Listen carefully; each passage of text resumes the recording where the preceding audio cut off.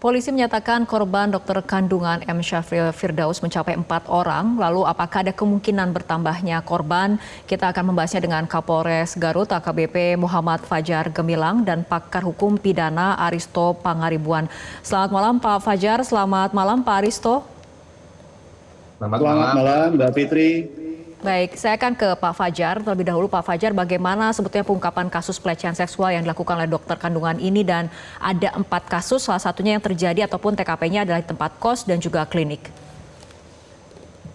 Baik, selamat malam. Terima kasih Mbak Fitri. Jadi kami menginformasikan bahwa Polres Garut telah menetapkan tersangka kepada Saudara SF dalam perkara tindak pidana kekerasan seksual. Jadi tersangka SF merupakan oknum dokter kandungan yang berpraktek di salah satu klinik di Kabupaten Garut. Saat ini tersangka juga kita lakukan penahanan di Polres Garut. Sementara dari hasil pemeriksaan, yang bersangkutan mengakui telah melakukan perbuatan tersebut sebanyak 4 kali. Namun kita masih dalami, karena memang kami baru menerima korban yang membuat laporan polisi di Polres ini baru 1. Ada 1 korban yang sudah memberitahu dan mengabarkan kepada kami, namun yang bersangkutan itu masih enggan untuk membuat laporan polisi. Kami memahami karena ini kasusnya kasus asusila, jadi terkait masalah kehormatan, kemudian masalah kerahasiaan. Untuk itu kami juga memberikan kepastian dan jaminan rahasia, identitas maupun perlindungan kepada hak-hak korban. Demikian Mbak Fitri. Oke, artinya Pak Fajar, untuk dokter RD sendiri sudah ditetapkan tersangka untuk kasus pelecehan di tempat kos, sementara yang kemudian saat ini videonya viral masih kemudian dalam pendalaman, belum ada penetapan status bagi dokter RD sendiri? Betul, jadi untuk yang video viral, kami masih mendalami dan berusaha menghubungi. Kami sudah mendapatkan kontak dan sudah komunikasi dengan yang bersangkutan, namun korban tersebut memohon waktu karena akan berkomunikasi dan mengabarkan secepatnya kepada kepolisian karena mereka harus mempunyai restu dari keluarga, khususnya dari suaminya. Kami memahami dan menghormati hak-hak korban. Untuk itu, untuk yang kasus viral, yang video tersebut, kami masih terus dalami. Demikian Mbak Fitri.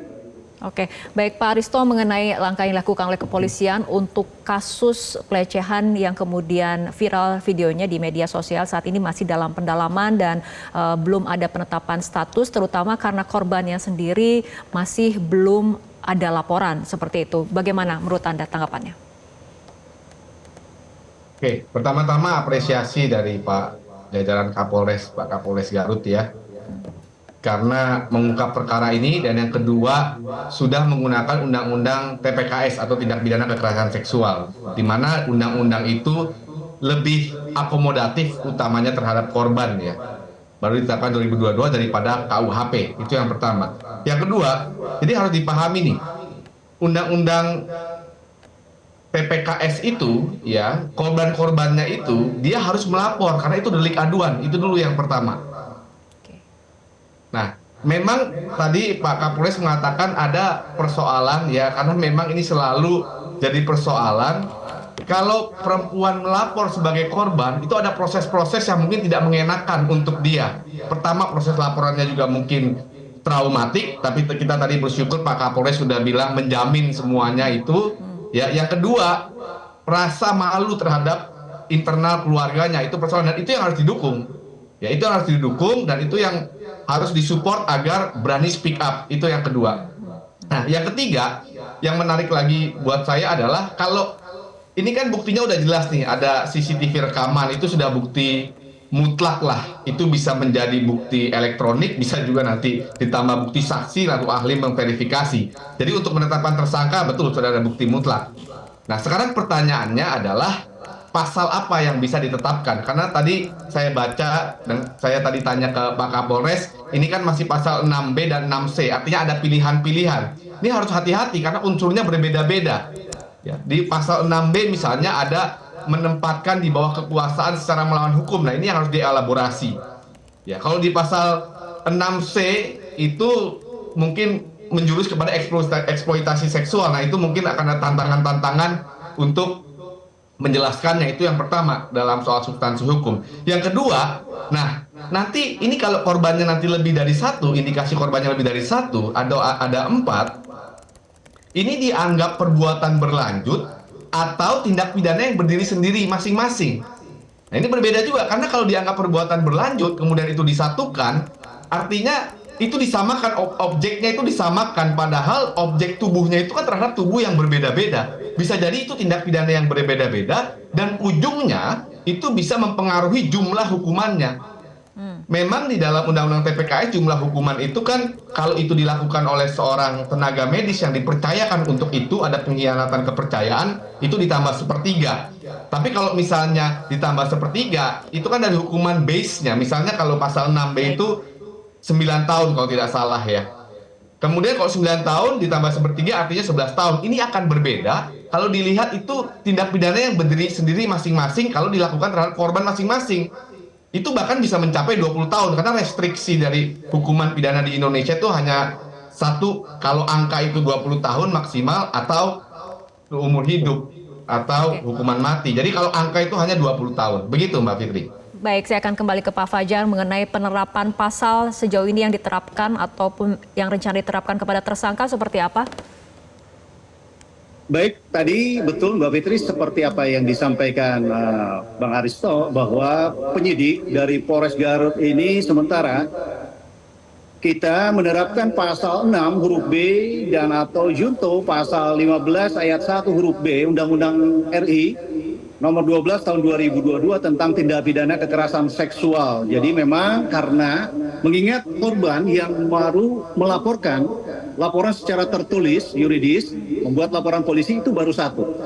Itu akan berpengaruh ketika nanti beberapa korban yang lain itu juga membuat laporan. Seperti yang tadi disampaikan dengan Bang Aristo, benar bahwa nanti karena modus operandi yang dilakukan oleh pelaku, lokus maupun tempus yang dilakukan juga pasti berbeda, sehingga nanti dimungkinkan itu akan berdiri sendiri. Demikian Mbak Fitri. Oke, untuk pengujian ataupun hasil forensik digital dari rekaman CCTV sendiri seperti apa Pak Fajar? Baik, saya sementara sudah berkoordinasi dengan Ditreskrimum Polda Jawa Barat untuk mengaudit hasil digital forensik yang ada di rekaman CCTV. Kebetulan memang itu identik dengan apa yang viral belakangan hari ini dan kami sudah mencocokkan identik dengan para pelaku maupun korban yang memang korban sampai saat ini juga belum melakukan laporan tertulis kepada kepolisian. Demikian Mbak Ruby. Oke, saya akan kembali ke Pak Aristo mengenai penerapan Undang-Undang TPKS sendiri. Dari posisi korban, ini jaminan perlindungan bagi korban seperti apa? Jadi kerangka hukum kita sebenarnya sudah memberikan proteksi ya terhadap korban ya. Indonesia sudah meratifikasi beberapa konvensi, prosesnya panjang dan puncaknya ada Undang-Undang Penghapusan Tindak Pidana Kekerasan Seksual. Itu sudah ada instrumen untuk memproteksi. Apa misalnya? Jadi pertama, jadi hak korban untuk being anonymous atau identitasnya dirahasiakan itu diatur. Ya. Kemudian korban untuk mendapatkan proteksi itu diatur. Kemudian nanti kalau bersidang, korban tidak harus dihadapkan dengan pelakunya. Bisa melalui jarak jauh atau dia bisa menolak untuk bersaksi. Itu juga bisa dilakukan. Kedua, kan sudah ada instrumen institusi juga. Ya, misalnya kalau Polri punya unit PPA, atau sekarang di level undang-undang kita punya lembaga perlindungan saksi dan korban. Lalu juga ada Komnas Perempuan yang memonitor apakah hak-hak itu nanti dipenuhi atau tidak. Begitu penjelasannya, Mbak Fitri. Oke, kembali ke Pak Fajar mengenai pengakuan dari tersangka sendiri mengatakan ada 4 korban seperti itu. Salah satunya kan kita ketahui di tempat kos, TKP dan juga di klinik. Untuk 2 kasus lainnya apakah sudah ada pengembangan ataupun pendalamannya? Baik, sementara dari hasil pengakuan pelaku memang mengakui yang bersangkutan itu melakukan kepada 4 korban. Kita cek ada yang dilakukan di tempat fasilitas kesehatan yaitu di klinik, ada dilakukan di tempat korban, kemudian ada yang dilakukan di tempat tinggal pelaku yaitu di kos-kosannya. Jadi karena modus operandi juga beda, yang di tempat fasilitas kesehatan yang bersangkutan memang melakukan pada saat yang bersangkutan atau tersangka ini membuka praktek kebidanan, dokter kandungan memeriksa pasiennya dan melakukan perbuatan tersebut. Kemudian ada di beberapa waktu yang bersangkutan dan tersangka ini memberikan kesempatan kepada para korban untuk kunjungan atau visit secara pribadi ke rumah korban. Dan di rumah korban yang bersangkutan itu melakukan perbuatannya. Demikian pula ada yang di tempat kos pelaku. Jadi korban itu diajak ke tempat tinggal atau kos pelaku yang untuk selanjutnya pelaku melakukan perbuatan tersebut. Demikian. Oke, baik, kita tunggu bagaimana pengusutan selanjutnya dari pihak kepolisian. Terima kasih Kapolres Garut AKBP Muhammad Fajar Gembilang dan pakar hukum pidana Aristo Pangaribuan telah berbincang bersama kami malam hari ini. Jelajahi cara baru mendapatkan informasi. Download Metro TV Extend sekarang.